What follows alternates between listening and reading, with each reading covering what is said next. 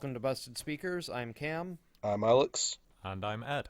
and today we're reviewing the 13th studio album by Green Day, Father of All. Mm-hmm. Uh, That sure is the title. That is a title.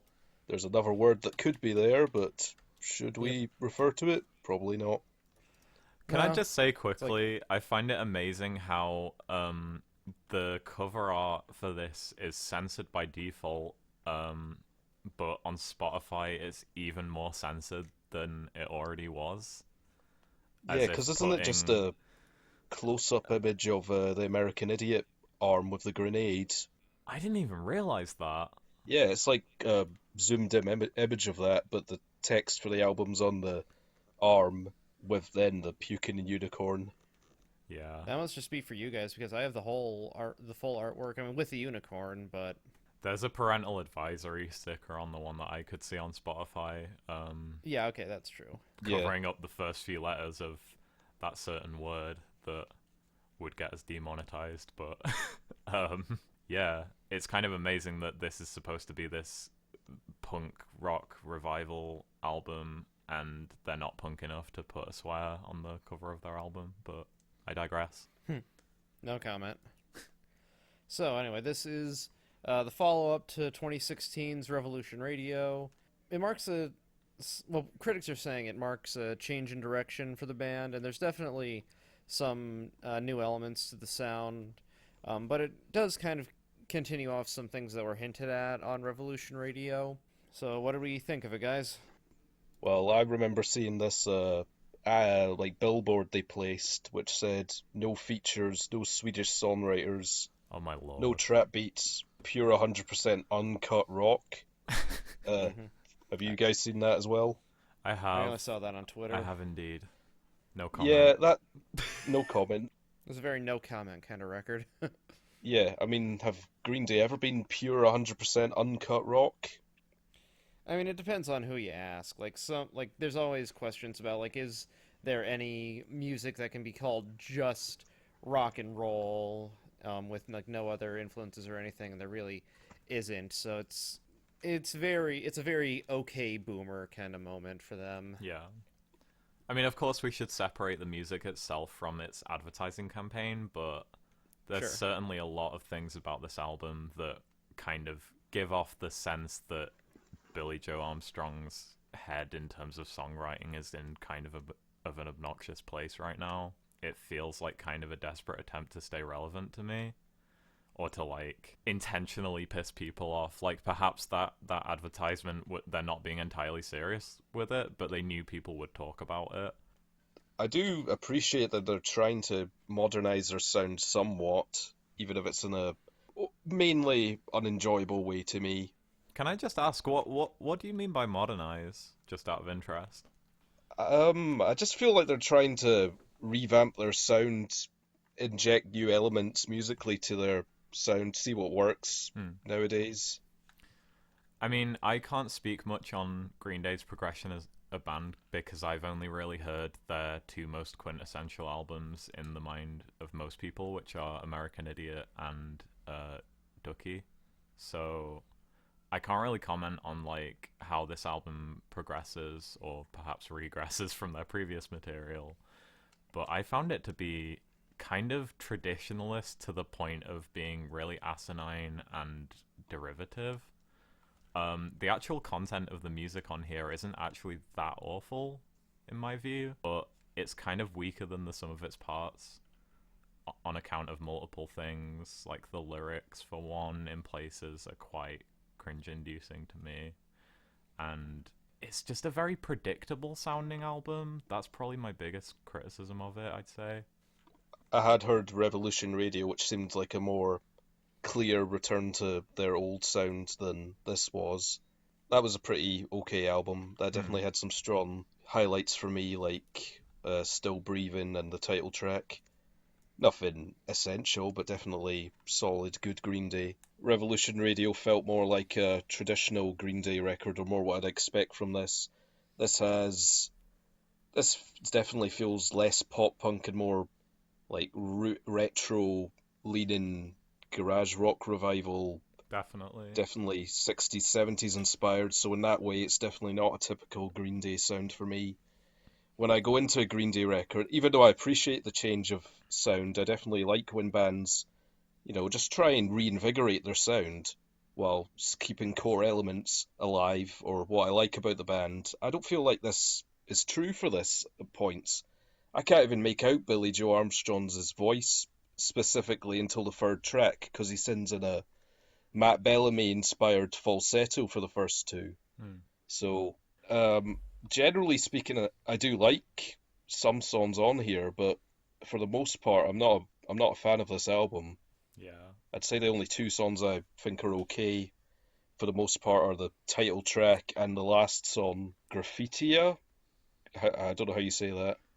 Yeah, I Well, think I that's have it. something quite damning to say about Graffitia. Even though it is one of the more listenable tracks here, the main melody at the start is totally stolen from "Hateful" by The Clash. I don't know if you guys caught that, but it's the same melody, just 100% the same. That's so weird. I didn't catch that because that's one of my favorite Clash songs. Maybe just I Likewise, yeah, inherently enjoy the melody, so I didn't mind it. Because yeah, Stab You in the Heart is a complete Beatles money, that's what I want. yeah. Steal with the riff and like Beach Boys harmonies. I say steal, definitely inspired heavily by. But it's interesting, I didn't catch that for the last song. Yeah, I mean, it's definitely one of the more listenable tracks here, and we've certainly got to give credit where credit's due to the album on its own merits, but I think there's a lot of issues like that on here, honestly. The kind of glam rock inspired breakdown on the song Oh Yeah just completely wrecks anything that song has going for it, in my view, but the rest of that song is actually fairly decent. I just feel like it has a really jarring transition. I don't agree. Are you not a fan? I mean, No. I think overall the song is awful. Don't get me wrong, but like I think the even like the worst material on here has some things going for it. But even then, that's just in the spirit of pure emulation, basically, which can't really be praised all that much. I didn't think it was good before the Oh Yeah part, which was actually sampled from a Joan Jett song. Oh, go figure. I'm sure their song is a lot better. Yeah, and they said they sampled it because it's a cool song. Like the Everybody is a Star part was kind of irritating as well. When the two hooks like mesh together as the final hook Yeah, towards the end of the song, I'm just like, it just doesn't work. oh no, oh no. Yeah. But again, credit where credit's due. There's three songs on this album that I thought were fairly decent. The first being the title track, which is the opener.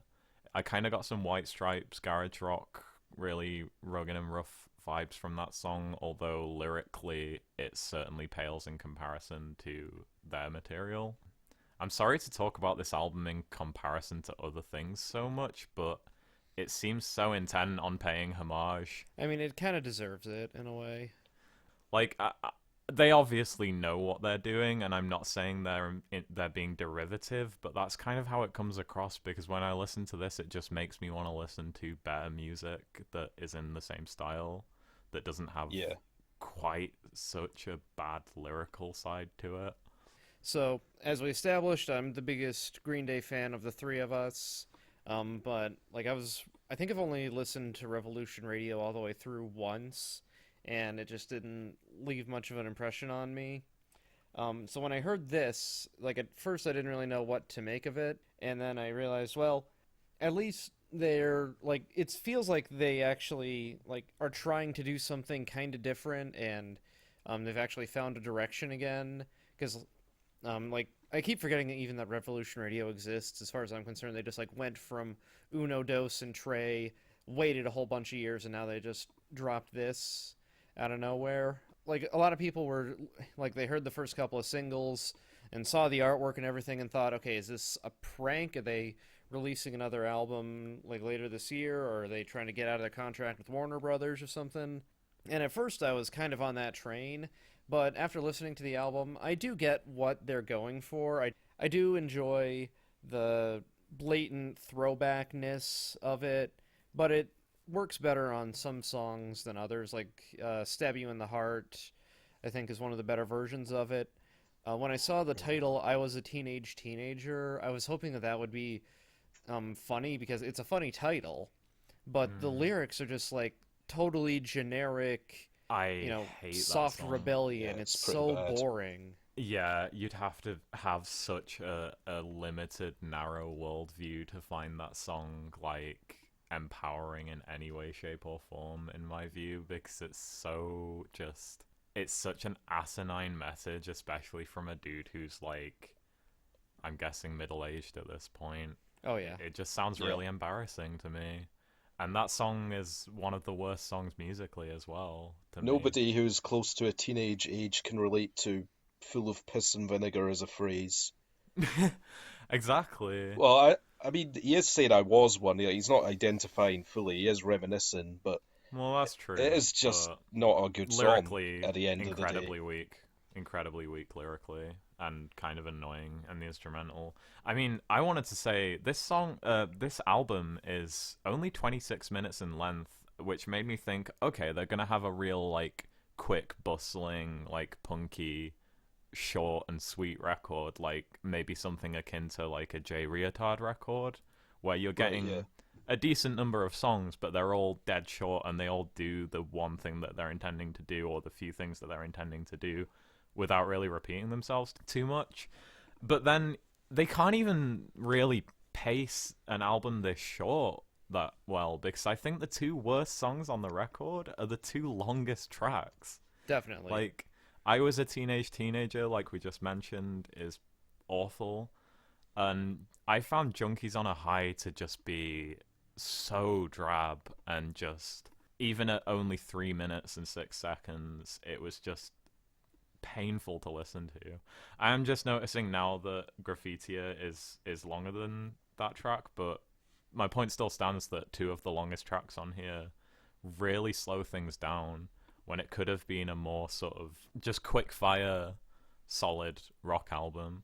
Junkies on a High is really hypocritical too, because if he's saying 100% uncut rock, why are there pitch shift vocal instances on here? Why are like Yeah. which are a common use of Swedish songwriters as a like I'm not I know that was probably not meant to be taken too seriously, but if you're going to be a claim 100% rock or whatever, at least stick to that because most of this at least does, but that song is For the trash. most part, but I think in places the production is kind of contributes to that insincerity as well, because a lot of the production sounds like very just bad modern pop rock production Yeah, in terms of the guitar completely. tones and how the drums sound, especially on a lot of tracks. Yeah, the drums sound really blocky and chunky, not satisfying at all. Trey plays really well, but Yeah. it's mixed kind of questionably The for me. performances are fine on this album, but that's to be expected. I mean, they've been They're doing this pros. for a long time, you know?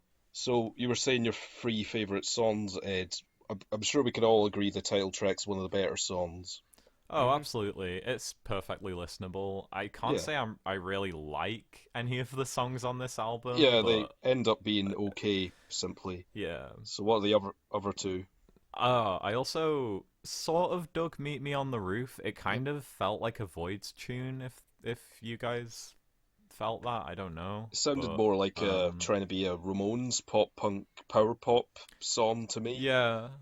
I thought the synths were kind of groovy in a similar way to how the Voids have done things in recent times, but yeah, definitely taking influence from the Ramones I as mean, I don't well. like that song, but I can I see why you do for that reason. That it's a power pop, catchy song. Yeah.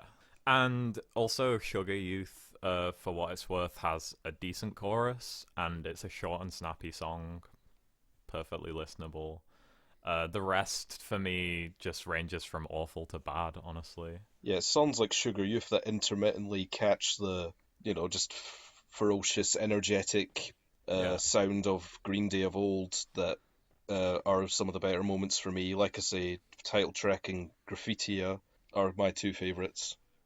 Yeah. But even then, they're just okay songs. Yeah, like my favorites were "Meet Me on the Roof" and "Father of All," and then "Fire Ready Aim."